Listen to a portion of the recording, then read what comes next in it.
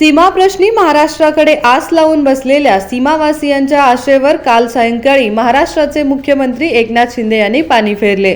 बेळगाव खानापूर येथील जांबोटी क्रॉस येथे काल सायंकाळी उत्तर कन्नड मतदारसंघाचे भाजपचे उमेदवार विश्वेश्वर हेगडे यांच्यासाठी त्यांनी सभा घेतली। या संदर्भात बोलताना एकनाथ शिंदे म्हणाले, ही वेळ मतदारसंघाचा नव्हे तर देशाचा नेता निवडण्याची वेळ आहे। विकास आणि प्रगती साधण्याची आहे।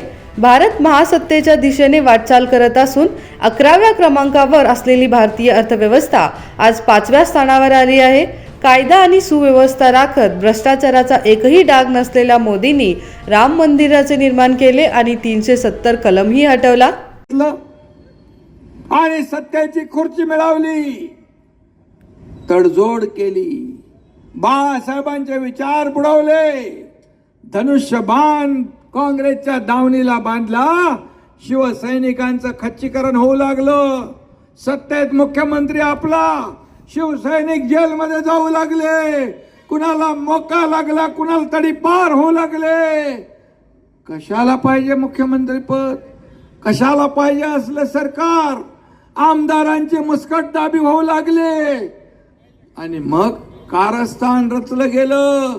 हा एकनाथ शिंदे हा मास लीडर आहे, याच्या मागे माणसं वेडी आहेत, याला संपून टाका। पण असा एकनाथ शिंदे संपू शकतो का? साधा आहे का हे? अगदी हलक्यामध्ये मला घेता का? आणि मग मी माझं काम दाखवलं आणि जिथं अन्याय होतो त्या अन्यायाला वाचा फोडण्याचं शिकवण बाळासाहेबांनी आम्हाला दिली आणि मी धाडस केलं। अरे तुमच्या भारतीय जनता पार्टीच्या 5 लोकांना जेलमध्ये टाकणार होते देवेंद्रजींच्या सकट, मला म्हणाले की आता हे सापडलेत, या लोकांना आता मी दाखवतो। बोल काय करणार? बोले नावं मला त्यांनी सांगितलं, मी देवेंद्रजींचं पण सांगितलं। मला जरा त्यांना हात लावताना जरा विचार करा, वरती 2 लोक आहेत आपले बसलेले। तर म्हणाले आता काही नाही, आता सगळा कार्यक्रम ठरलेला आहे। आणि मग त्यांचा असा डाव होता, या लोकांना जेलमध्ये टाकणं, पार्टी मध्ये भीती दहशत निर्माण करणं आणि बीजेपीतले आमदार फोडून महाविकास आघाडी मजबूत करणं, असा डाव होता।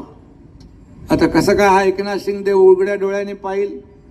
मग मी त्यांचा डाव म्हणालो, जास्त वेळ आपण अजून थांबलो तर डाव यांचा यशस्वी होऊ शकतो। आणि म्हणून मग या निधड्या छातीचा एकनाथ शिंदे निघाला, जे काय होईल ते परिणामांची पर्वा न करता मंत्री पदाला ठोकर मारून निर्णय घेतला, सरकार टांगा पलटून टाकला।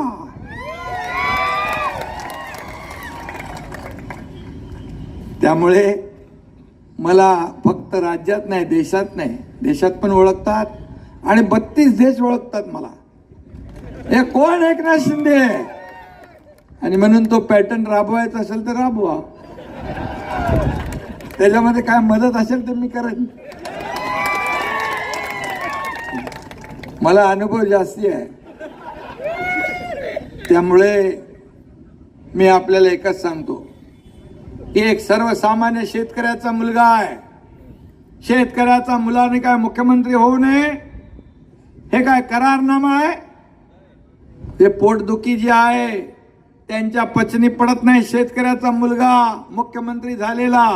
मी आज मुख्यमंत्री जरी असलो तरी सुद्धा मी कालही कार्यकर्ता म्हणून काम करत होतो, आजही कार्यकर्ता म्हणून काम करतोय आणि उद्याही कार्यकर्ता म्हणून काम करणार आहे।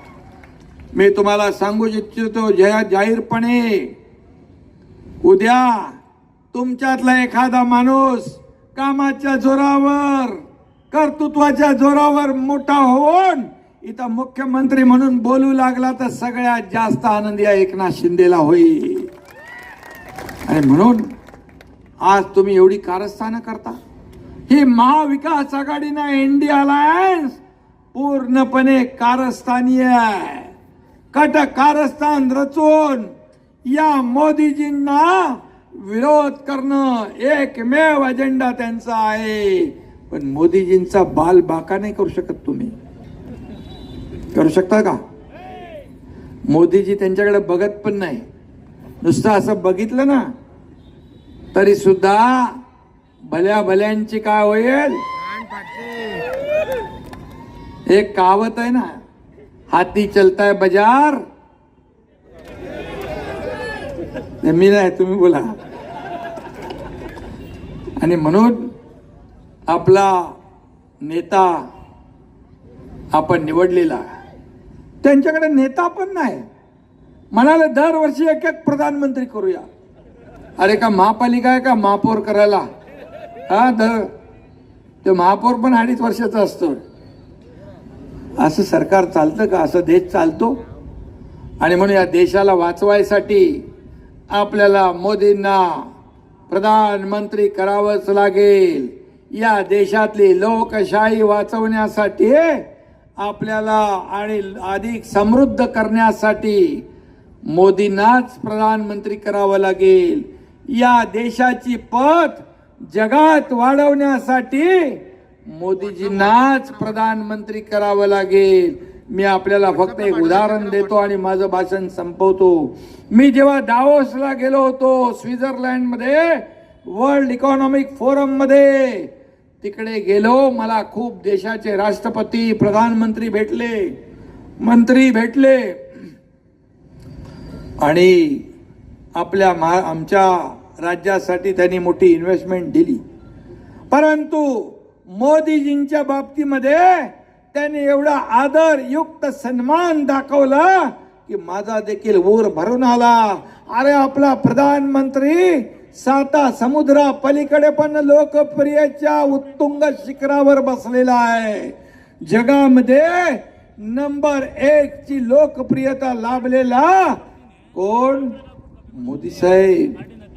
हे आपण भाग्यवान आहोत की आज आपल्या देशाचा प्रधानमंत्री देशात नाही जगात लोकप्रिय आहे. आणि म्हणून आपल्याला एवढंच मी सांगतो, आपल्याकडे विकास आहे, त्यांच्याकडे काय विनाश. खऱ्या अर्थाने दुसरं काही नाहीये. आणि म्हणून आज आपल्याला येत्या किती 7 तारखेला आहे ना, 7 तारखेला मतदान आहे. या दिवशी बघा सर्वांना जास्त झालं पाहिजे. आपले बूथ प्रमुख, गट प्रमुख, आपले कार्यकर्ते तुमच्याकडे काय म्हणतात माहित नाही मला. या सर्वांना माझी विनंती आहे, कार्यकर्त्यांना माझी विनंती आहे. कडक उन्हाळा आहे, पण या उन्हाळ्यात देखील आपल्याला मतदान, आपलं हक्काचं जास्तीत जास्त मतदान आपलं काढणं गरजेचं आहे. आणि आपल्याला मतदानाची टक्केवारी वाढवायची असेल तर कार्यकर्त्यांनी मेहनत घेणं गरजेचं आहे. आणि म्हणून या 7 तारखेला आपल्या विश्वेश्वर हेगडे यांना मत, म्हणजे ते डायरेक्ट कोणाला मिळतं? मोदीजींना. आपल्या कमळाला मत म्हणजे मोदीजींना मत. तुमच्या भारतीय जनता पार्टीला मत म्हणजे मोदीजींना मत. आणि म्हणून मी तुम्हाला विनंती करायला आलोय की मोदीजींचे हात बळकट करायचे असतील, 400 पार हा त्यांचा निर्धार पूर्ण करायचा असेल तर तुम्हाला या मतदारसंघातून देखील आपल्याला आपले विश्वेश्वर हेगडे यांना प्रचंड मताधिक्याने विजयी करावं लागेल. कारण यापूर्वी तुम्ही आपल्या विठ्ठलराव हलगेकर यांना 55,000चा लीड दिलेला आहे. 55,000चा लीड आता तुम्हाला डबल करायचा आहे. आणि अनेक घटनांमुळे काँग्रेसच्या राजवटीत देश खड्ड्यात गेला होता. मात्र मोदी सरकारने आपल्या देशाला नवी व्याख्या दिली आहे. देशात पंतप्रधानपदी पुन्हा नरेंद्र मोदींना पाहायचे असेल तर उत्तर कन्नडा मतदारसंघात विश्वेश्वर हेगडे यांना विजयी करणे आवश्यक असल्याचे एकनाथ शिंदे यांनी सांगितले. महादेव पवार, कन्नड अम्मा न्यूज नेटवर्क, बेळगावी.